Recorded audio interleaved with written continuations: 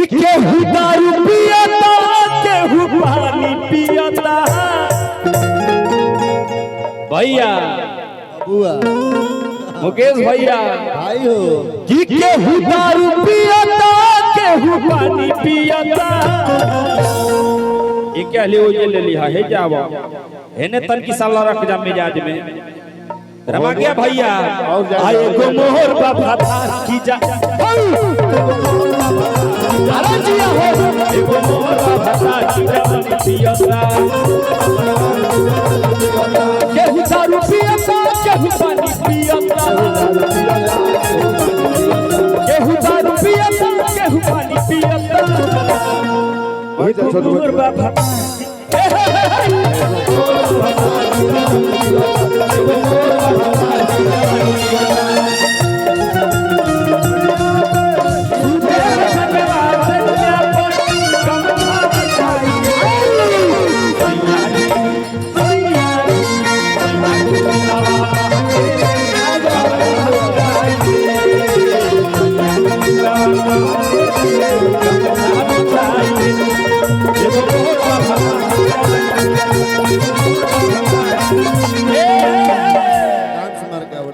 देखिए पीन मत कर जाए चौसा वाला डांस डांस चंदन करी शिवानिया कर दे गड़ मत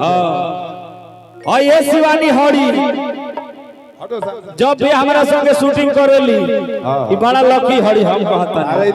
ए पर जे बड़ा लकी हई ई दोनों बहन लकी है से हां एकरे का बड़की बहन का नहीं देखा तो ना हमने की देखल है हम देखा थे बड़की बहन के पर्दा के पीछे बड़ी पर्दा के पीछे बड़ी वाली दीदी को छोड़ के कहीं और लगे नहीं नहीं ऐसा हो नहीं सकता आया था दीदी का परसों फोन डिजाइन में 37 शिवानी ये संभव नहीं है ये न दिक्कत बा मैं घर के बात बतिया दे बुझे मंच पर का जोनो केहू नहीं खे जाना तू आदमी जान हमनी ले जात आजकल प्यास लोग कचरा कइले बा सफाई मत दी सब ब्याह से के लेखा बारे हो शिवानी नाम हमें कहना है भाई बड़ा एहू तरह तू चर्चा में बाड़ू यूट्यूब पर कोनो बात नहीं की हाय हाय जे भतीजा जब गाना वो घड़ी गौले रही इहे भतीजावा के मौसी रही हां जे भतीजा की भतीजा तोर माहियो जिंदाबाद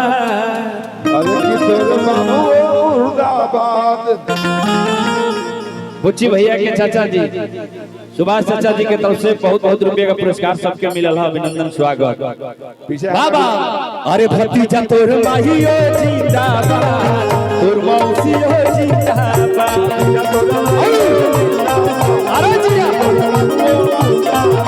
भतीजा तोर माहियो जिंदाबाद तोर मौसियो जिंदाबाद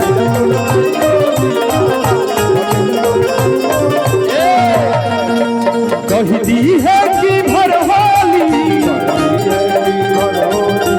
कही दी है कि भरहोली रखत हमके आबाद भतीजा तोर माहियो जिंदाबाद तोर मौसियो जिंदाबाद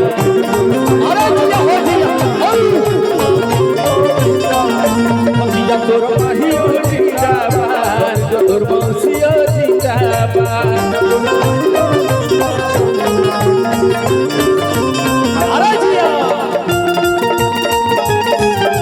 बहुत ही बचाते हैं ऐसे वगैरह कभी ऐसे वगैरह